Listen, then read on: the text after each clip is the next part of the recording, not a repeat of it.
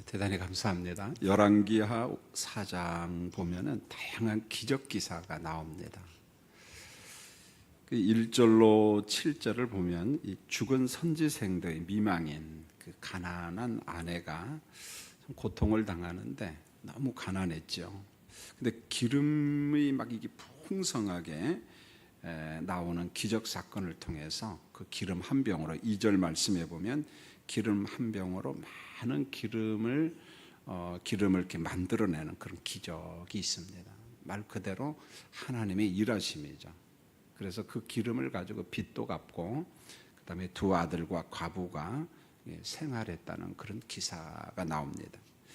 그다음에 이제 8절로 10절은 수넴 여인과 그의 남편이 그 엘리사 선지자를 아주 참 순수하게 섬기죠. 그래서 숙소를 마련해 주는데 선지자에 대한 수넴 여인의 그런 그 친절한 그런 모습을 보죠. 성경에 보면 이런 기사가 종종 나옵니다. 엘리사 옆에 섬겨준 수넴 여인이 있었던 것처럼 우리 예수님의 공생의 사역을 보시면은 그 옆에서 섬겨주는 사람들, 특별히 그 여자 성도들 이렇게 진실되게 섬겨주는 사람들이 참 많습니다. 또 바울 사도 옆에도 동역자들이 많지만 어머니와 같은 또 여자 성도들. 왜 하나님께서 사역자들 옆에 사람을 붙여줄까? 이것은 어떤 인위적인 방법보다는 성령의 일하심이다. 그런 생각이 들어요. 하나님의 선교를 하는데 혼자 못하거든요. 하나님께서 그에 따라서 가장 합당한 사람을 동역자 이렇게 붙여줍니다. 다양한 사람을 붙여주고 그리고 함께 일하도록. 그건 지금도 마찬가지인 것 같아요. 그래서 우리 전성일 선교사한테도 종종 그런 부탁을 합니다. 우리 교회가 협력하는 것도 지속적으로 하겠지만은 늘 기도하면서 정확하게 선교 보고를 하고 기도 동역자를 찾아라. 그러면은 어딘가에 예비된 사람들이 있다. 교회가 있고 사람들이 있다. 그들의 후원을 받으면서 동역자들과 더불어 사역해야 된다. 꼭 필요한 사람을 하나님이 예비하십니다. 자, 하나님은 이제 엘리사 선지자를 섬겨준 수넴 여인의 가정에 뭔가 좀 선물을 주고 싶은데 너무 고마우니까 그 14절에 보면은 알고 보니까 수넴 여인에게 아들이 없었습니다. 남편도 늙고 수넴 여인도 어떤 생물학적 출산이 거의 불가능했어요. 어려운 환경인데 엘리사 선지자가 16절에 보면 한 해가 지나면 아들을 안으리라. 그래서 여인이 잉태하여 아들을 낳는 그런 출산의 기적, 기름 기적 사건에 이어서 생물학적으로 출산 없는 가정의 노 부부에게 아들을 선물로 받는 그런 기적, 출산의 기적이 있었습니다. 그 다음에 이제 18절로 20절에 보면은 수넴 여인의 아들이 이제 자라서 어느 정도 자라냐면 어른들이 추수하는 밭으로 같이 나갑니다. 여러분 노년에 얻은 아들이 밭에 나가서 함께 시간을 보낸다. 작지만 일손을 돕는다. 여러분 얼마나 행복하겠습니까? 막 일하면서도 뭐 이게 일하는 둥 마는 둥 그럴 거예요. 왜냐하면 아기가 이쁘니까, 아들이 이쁘니까. 그런데 밭에 있는 아들이 갑자기 아버지한테 말을 했어요. 내 머리야, 내 머리야 하는지라 19절에 아들이 머리가 아프다고 하는 거예요. 그래서 이 부분을 놓고 주석책에 보면 이 아들에게 일사병이 온 게 아닌가, 일사병이 온 게 아닌가 이렇게 보는데 결국은 이 아들을 어머니한테 보내고 20절에 보면 아들이 어머니 무릎에 얼마 동안 있다가 그만 죽습니다. 아들이 죽었어요. 여러분 우리가 고대 사회나 농경 사회에서 아픈 자식이 있을 때, 아픈 사람이 있을 때 제대로 약 한번 써보지 못하고 생명을 잃을 때가 참 많거든요. 보면은요. 우리나라도 옛날에는 뭐 백일, 돌 그걸 참 소중하게 여긴 게 그 시간을 넘기지 못하고 죽거든요. 보면은요. 그래서 연세 드신 사람들은 보면 주민등록 나이하고 본 나이가 많게는 3살, 4살 더 차이가 나요. 왜요? 위에 있는 형들이나 누나들이 죽었거든. 그걸 못 넘기고. 얘도 이게 살지 죽을지 모르니까 일단 돌 지나고 면사무소에 가서 신고하자. 아, 이것도 아니야. 한 2살, 3살. 그래서 나이 차이가 있는 거거든요. 그만큼 어린 나이에 어린 아기들이 질병으로 많이 죽었다는 겁니다. 죽은 아들을 대하는 수냄 여인의 행동은 이게 용기를 넘어서 전형적인 믿음의 행동이거든요. 그리고 21절에 보면은 어머니는 죽은 아들의 시신을 엘리사 방에 있는 침상에다가 올려놓습니다. 그리고 문을 갖다 닫아버려요. 자, 여인이 남편에게 아들이 죽었다는 말을 하지 않아요. 본문에 보면은. 그러니까 우리는 이렇게 봐야 돼요. 아들이 죽었다는 것을 남편에게 지금 알리지 않은 상태로 보는 게 좋겠습니다. 그리고는 남편에게 요청을 하는데 22절 사환 한 명과 나귀 한 마리만 마련해 주세요. 내가 엘리사 선지자에게 얼른 갔다 오겠습니다. 그 남편이 물어봐. 왜 갑자기 가냐? 지금 초하루도 아니고 초하루 월상 예배도 아니고 안식일도 아닌데 무엇하려고 가려느냐? 엘리사 선지자 바쁜 거 우리가 알지 않니? 일종의 그런 겁니다. 그 남편에게 수냄 여인이 뭐라고 이야기를 하느냐면은 평안할지어다, 평안을 비나이다. 이것은 남편을 안심시키는 거예요. 내가 알아서 얼른 갔다 올 테니까 걱정하지 마시고 잠시만 기다려 주시라, 이런 거예요. 여러분 보세요. 아들이 죽었습니다. 야, 어떻게 이렇게 태어날 수 있을까? 초연할 수 있을까? 그도 사람인데 우리 어머니 아버지들 한번 생각해 보세요. 내 아들이 죽었어요.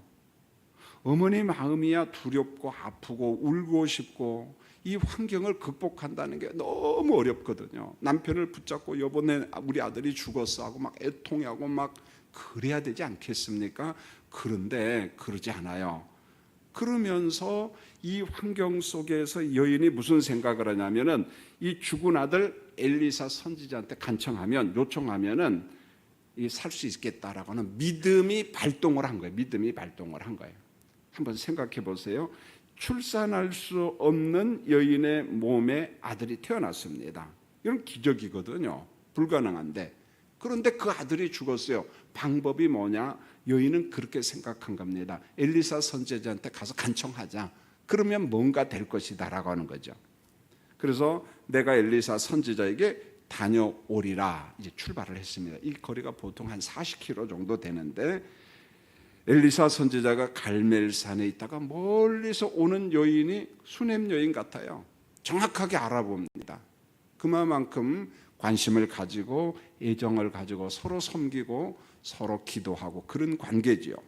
자, 게하시로 하여금 영접하라고 합니다. 26절 수냄 여인이 엘리사 선지자의 발을 안아서 27절. 여러분 이게 고대 사회에서 아니 얼마까지만 해도 아니 지금도 이게 무례한 행동일 수 있거든요. 그러니까 게하시가 얼른 말리는 거예요. 그런 행동 하지 말라라. 그건 안 된다. 아무리 가까운 사이일지라도 그거 무례한 행동 하지 말아라. 그런데 보세요. 엘리사 선지자가 말을 합니다. 말리고. 자, 여러분 한번 말씀을 한번 읽어볼까요? 27절 맨 끝에 보면은 우리가 꼭 배워야 될 진리가 있는데 27절 한번 읽겠습니다. 시작. 산에 이르러 하나님의 사람에게 나아가서 그 발을 아는지라. 게하시가 가까이 와서 그를 물리치고자 하매 하나님의 사람이 이르되 가만두라. 그의 영혼이 괴로워하지만은 여호와께서 내게 숨기시고 이르지 아니하셨도다 하니라. 여러분 여기 보세요. 가만두어라. 그의 영혼이 괴로워하지만은 여호와께서 내게 어떻게 하시고요? 숨기시고 이르지 아니했다. 이게 무슨 말입니까? 여인이 당하는 그 고통을 나도 모른다. 누가 숨겼어요? 하나님께서 알려주지 않았거든요. 여러분 엘리사는 예언자입니다. 여러분 이 말씀이 우리 한국교회와 영적이다고 하는 사람들 정말 조심해야 돼요. 큰 선지자로 추앙을 받는 이 엘리사 역시 사람이에요. 그도 아무리 큰 선지자고 그를 통해서 예언이 있고 기적이 나타내도 그도 그저 피조물에 불과하다는 거예요. 하나님께서 자기 뜻을 숨기시면 아무것도 알 수 없는 인간입니다. 아무리 큰 선지자일지라도. 그래요. 그 사람이 선지자이건 예언의 은사자이건 간에 하나님의 뜻, 하나님의 계시가 항상 그리고 매번 임하는 게 아니라는 거예요. 우리가 여기서 조심해야 된다는 거죠. 하나님은 상황과 환경에 따라 사람을 쓰십니다. 우리는 언제나 종의 자세로 아주 겸손하게 살아야죠. 그래 우리 한국교회도 한때는 그랬잖아요. 예언의 은사가 있다, 기도의 능력이 있다, 하나님의 큰 종이다 해가지고 그저 마치 자기는 뭐가 된 것처럼 막 즉각 하나님의 뜻, 말씀이 임한 것처럼, 그래서 상대방에서 아는 것처럼 이야기해가지고 겁을 조성하고 두렵게 하고, 결국 끝내는 뭐냐, 한국 사회에서 영적이라고 하는 사람, 돈이 왔다 갔다 했잖아요. 보면은요, 나쁜 사람이죠. 그것은 내가 받은 은사가 있을지라도 과시하면 안 되고 정말 조심해야 되는데, 그걸 악용해가지고 연약한 사람들을 이용하고 두려움을 주고 공포를 조성하고, 야 20일 기도해봐야 된다, 40일 기도해봐야 된다, 100일 기도해야 된다. 성도님들, 우리가 위기 환경 어려울 때도 하나님의 사람한테 갈 때도 너무 그 사람을 과신하지 마세요. 하나님의 큰 종, 먼종 하면서 그러지 마세요. 우리는 피차간에 겸손하고 조심해야 된다는 거예요. 그래서 한국 사회도 영적이라고 하는 사람이 이런 실수를 정말 많이 했거든요. 정말 많이 했습니다. 심지어는 몸이 아픈 사람들, 병원에 치료받고 있는 사람한테 함부로 말하잖아요. 믿음이 없구만, 병원에 가면 안 돼, 기도하면 고침을 받아, 하나님이 나한테 말씀해서. 그래서 결국 그 사람 죽었잖아요. 보면은요. 그러면 안 된다는 거죠. 하나님께서 주신 일반 은총도 우리가 정말 귀하게 여기고 위해서 기도하고 그래야 되는데, 오늘 우리가 엘리사 선지자를 통해서 참 귀중한 걸 배웠어요. 가만두어라. 그의 영혼이 너무너무 괴롭지만은 그것까지는 나도 알겠다. 그런데 여호와께서 내게 숨기시고 이르지 아니하셨도다. 그건 나도 모른다는 거예요. 나도 모른다.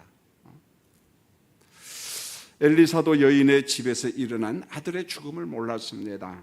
28절을 보세요. 수넴 여인이 애통해하면서 내가 언제 하나님의 사람에게 아들을 구했습니까? 우리는 출산할 환경이 아닙니다. 그런데 그 얻은 아들이 죽었어요. 행복했는데 행복이 사라진 겁니다. 여인은 그 자신의 비톡함을 자책하면서 엘리사 선지자에게 마치 통곡하듯이 애통해하는 마음으로 간청을 하죠. 그 이번에는 엘리사가 게하시를 통해서 아들을 살리려고 하죠. 29절에 야 게하시야 가라, 지팡이 가지고. 그런데 여인이 안 되죠. 안 됩니다. 선지자가 같이 가야 됩니다. 이 말은 여인이 게하시를 불신해서가 아니라 하나님의 사람이면 우리 아들을 살릴 수 있다라고 하는 그 간절한 믿음, 하나님께서 선지자를 통해서 일하신다는 그런 믿음, 그게 발동을 한 겁니다. 그러니까 선지자요, 같이 갑시다, 같이 가시죠, 간청하는 겁니다. 34절 35절은 엘리사의 행동이 나오는데, 이 행동을 우리가 해석하는 데는 어려움이 있습니다. 보면은요, 뭐 이렇게 하니까 김 목사도 뭐 죽은 교인한테 가가지고 막 입하고 입 맞추고 눈하고 눈 맞추고 하면 살아, 그렇게 한다고 그 이상한 그런 행동하면 안 되죠. 특별한 상황, 특별한 기적인데, 자 이제 본문이 주는 핵심은 뭐냐면은 수넴 여인은 생물학적으로 아이를 출산할 형편이 아닙니다. 하나님의 은혜로 아들을 받았어요. 결국 믿음의 출산입니다. 할렐루야. 믿음의 출산이야. 이게 뭐 계산해서 되고 이성적으로 되고 그게 아니라는 거예요. 어차피 받을 수 없는 그런 환경이었는데 하나님의 선물로 믿음의 출산이었어요. 그런데 이른 아이가 병으로 죽었습니다. 끝까지 수넴 여인은 하나님의 사람을 신뢰하고 하나님께서 그 사람을 쓰신다는 것, 그 하나님의 일하심, 능력을 믿었습니다. 결국은 믿음으로 죽은 아들이 다시금 살아나는 하나님의 기적이 일어났습니다. 오늘 본문이 강조하는 것은 하나님의 능력, 하나님의 은혜, 믿음의 선물, 그거예요. 성경 66권이 시종일관 강조하는 것은 믿음, 믿음의 선물, 하나님의 은혜. 사랑하는 성도님들, 우리가 믿음의 연수가 20년, 30년 돼도 어떤 기도는, 어떤 것은 기다려도 응답이 없으니까 실족하고 좌절하고 섭섭할 때도 있습니다. 저도 요즘에 어떤 성도님을 위해서 계속 기도합니다. 그분의 기도 제목이 뭐냐면, 교회를 한 달에 한 번씩밖에 안 나와요. 믿음 생활 너무너무 잘했어요. 섭섭해서 교회를 잘 안 나옵니다. 그러면 누구한테 섭섭할까요? 절대 김기선 목사가 섭섭해서 안 나오는 게 아니고 위에 계시는 우리와 함께 하시는 하나님 앞에 너무 섭섭한 거예요. 근데 충분히 제가 이해를 합니다. 그의 가정 환경과 그가 어려울 때 어떻게 매달리고 힘들고 고통스러울 때 제 서재실에 달려와서 같이 상의하고 기도하고 그럴 때마다 집사님 격려하죠. 섭섭하죠. 예, 하나님이 섭섭해요. 이번 주일 오세요. 그러니까 애통해하면서 그렇습니다, 성도님들. 혹시 내 마음속에 아쉬움과 섭섭함이 있을 때 인내하시면서 아버지의 뜻이 뭔가 도무지 이해가 안 되는 거야. 이성으로 보면 그럴 때 포기하지 마시고 믿음이 발동해서 하나님의 일하심을 경험하고 간증하는 우리 성도들이 되셨으면 합니다. 할렐루야. 기도하겠습니다. 하나님, 오늘도 날씨가 너무 무덥습니다. 이게 밤이 돼도 28도, 29도, 30도, 31도 잠을 이루지 못합니다. 그럼에도 불구하고 이만큼 건강 지켜주시고 이 나라를 지켜주신 하나님, 지속적으로 대한민국과 대한민국 사람과 석간중앙교회에 출입하는 모든 성도들을 축복해 주시옵소서. 오늘 말씀을 통해서 믿음이 뭔가를 다시 한번 확인합니다. 인생을 살다 보니 답답하고 공고할 때가 있고 하나님은 내 기도 응답해 주시지 않고 하나님은 왜 이렇게 나를 차별할까? 그런 아쉬움과 섭섭함이 묻어날 때가 있습니다. 그럴 때마다 다시 한번 엎드려 주의 뜻이 무엇인가 질문하며 잠잠히 기다리는 우리 성도들 되도록 은혜 내려 주시옵소서. 이 새벽에도 우리 집사님들 찬송했습니다. 하나님이 내게 주신 그 직분에 최선을 다해서 감당하는 귀한 일꾼들이 오니 우리 주님 축복 내려 주옵소서. 예수님의 이름으로 축복하며 기도합니다. 아멘. 지금은 우리 주 예수 그리스도의 은혜와 아버지 하나님의 무한하신 사랑과 성령님의 위로 교통 충만케 하심이 오늘 새벽도 주님 앞에 나와 예배 드리는 모든 성도님들 위해 이제로부터 영원히 함께 하시길 간절히 축원하옵나이다. 아멘.